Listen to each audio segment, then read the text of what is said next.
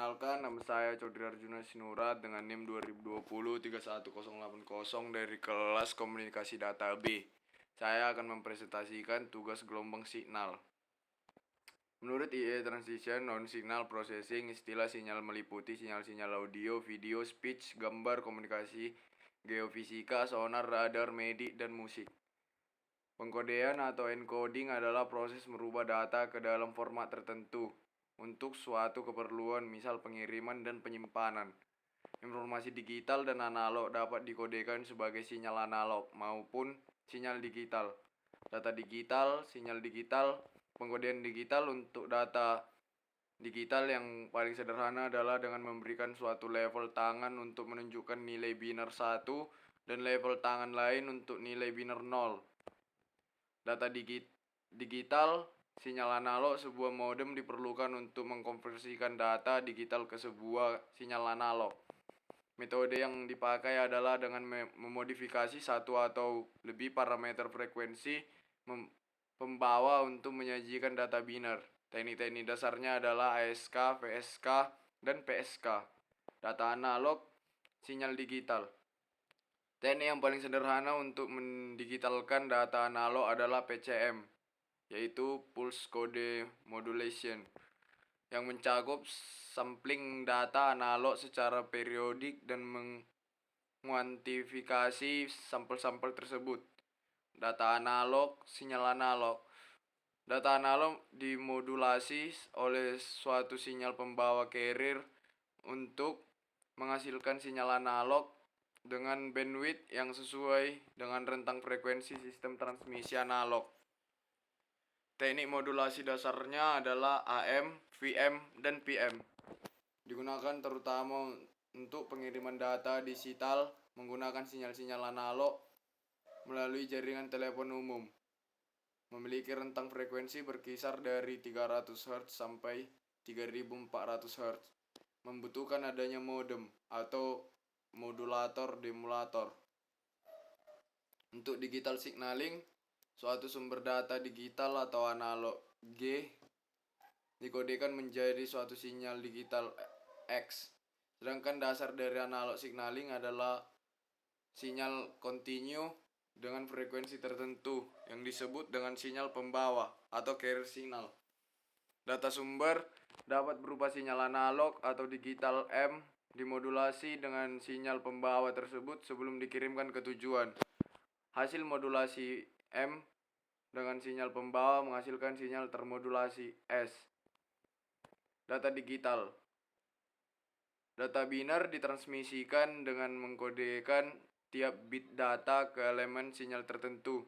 Jadi skema pengkodean pada dasarnya merupakan pemetaan bit-bit data ke elemen-elemen sinyal. Dua hal utama yang harus dilakukan di sisi penerima untuk menerjemahkan sinyal digital. 1.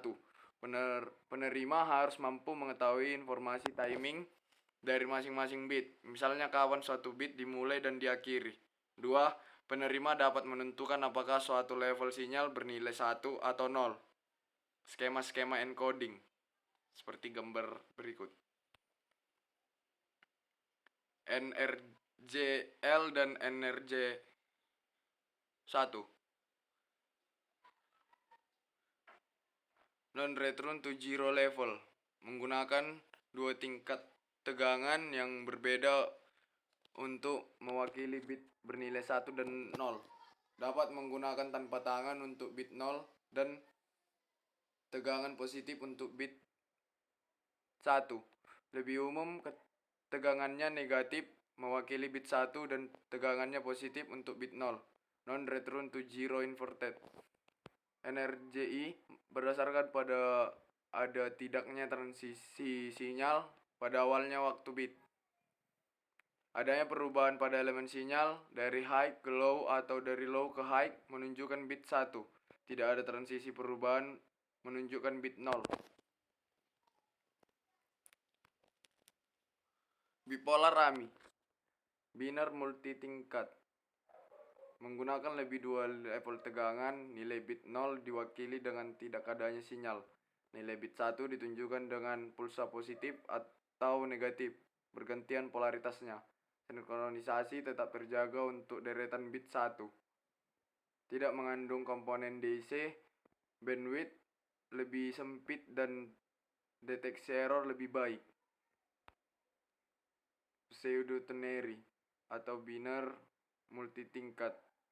Bit 1 diwakili dengan ketidakadaan sinyal, bit 0 ditunjukkan dengan pulsa tegangan positif atau negatif yang bergantian. Beberapa kelemahan biner multitingkat, masalah pada deretan 0, bipolar MY dan 1, pseudo-ternary yang panjang. Tidak seefisien NRJ karena menggunakan 3 level tegangan untuk mewakili 2 bit data. Memerlukan daya sinyal lebih besar untuk mendapatkan tingkat error yang sama dengan NJR, Monster Encoding, atau BPACE. Memiliki transisi di bagian setiap periode bit. Has transition in middle of each bit period. Transisi berfungsi sebagai data sekaligus clock. Perubahan dari rendah ke tinggi mewakili bit 1 dan perubahan dari tinggi ke rendah menunjukkan bit 0. Digunakan pada standar IEEE 8023 atau Ethernet. Untuk kabel koaksial, baseband dan twisted pair atau UTP. Difference master atau BPACE. Transisi di awal periode bit menunjukkan bit 0. Tak ada transisi pada awal periode bit mewakili bit 1. Digunakan untuk LAN token ring IEEE 802 menggunakan child twister pair. Kelemahan memerlukan 1 atau 2 transisi pada tiap satu periode bit. Pesat modulasi max 2 kali dari NJR. Memerlukan bandwidth lebih besar. Kelebihan self-clocking karena adanya sinkronisasi pada setiap transisi di tengah bitnya. Tak mengandung komponen DC, memiliki deteksi error lebih baik. Sekian dari presentasi saya. Terima kasih.